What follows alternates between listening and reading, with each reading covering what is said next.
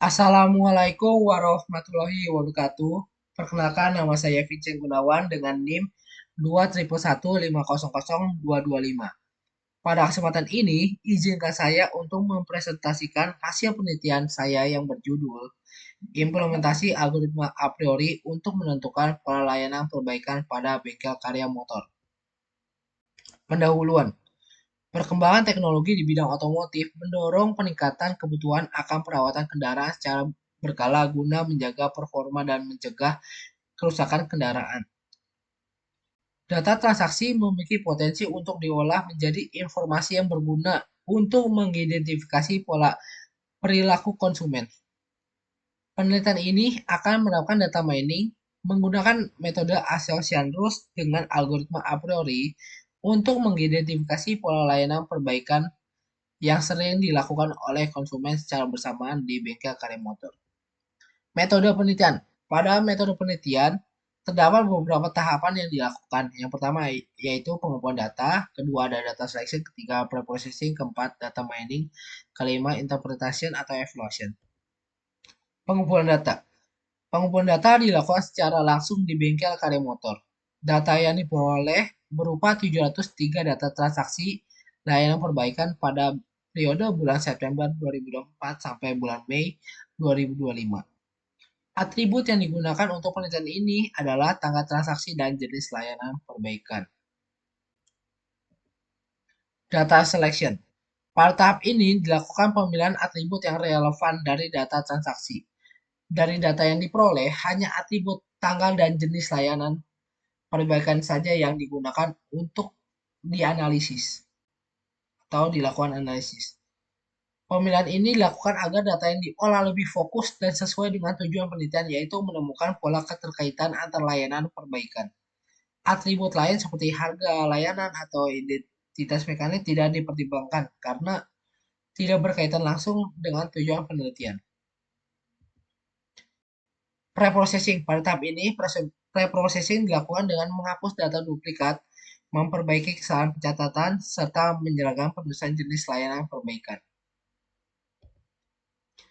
Data mining. Pada tahap ini, penelitian mulai menerapkan metode Ascendus dengan algoritma a priori.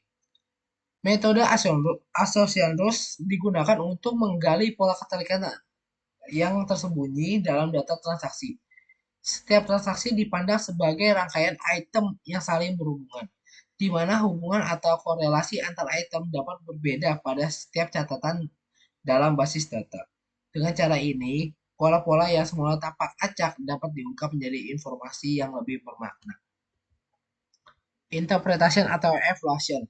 Pada tahap ini merupakan ada proses akhir dari data mining yang bertujuan untuk mengevaluasi validitas dan kekuatan aturan asosiasi yang terbentuk. Evaluasi dilakukan dengan menghitung nilai leaf ratio, yaitu ukuran yang digunakan untuk menilai kekuatan aturan asosiasi yang telah terbentuk.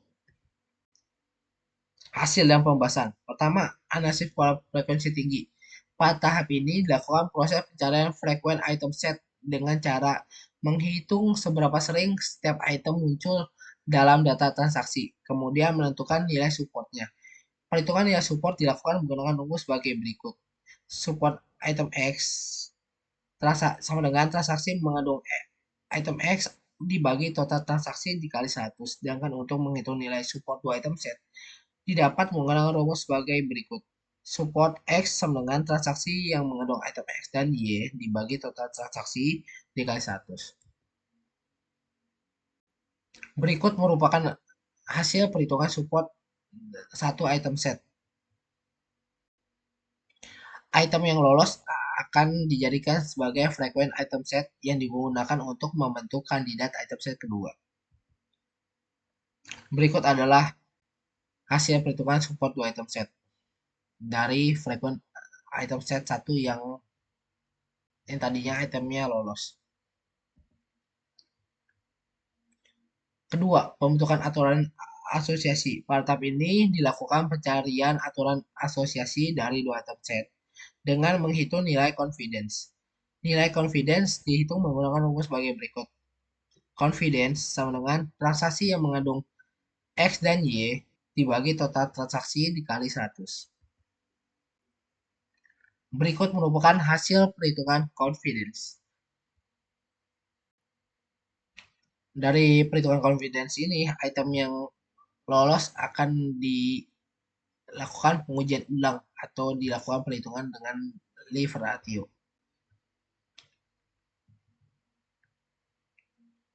Langkah berikut adalah melakukan pengujian menggunakan nilai leave ratio yang menggunakan rumus leave ratio sama dengan confidence X dan Y. Y dibagi benchmark confidence X dan Y. Sedangkan untuk menghitung benchmark confidence menggunakan rumus benchmark confidence sama dengan NC per N.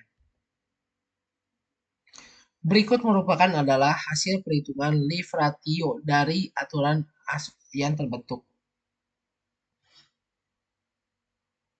Dari hasil perhitungan ini, leave ratio, terdapat 7 aturan asosiasi yang terbentuk, sehingga hasil berikutnya seperti ini.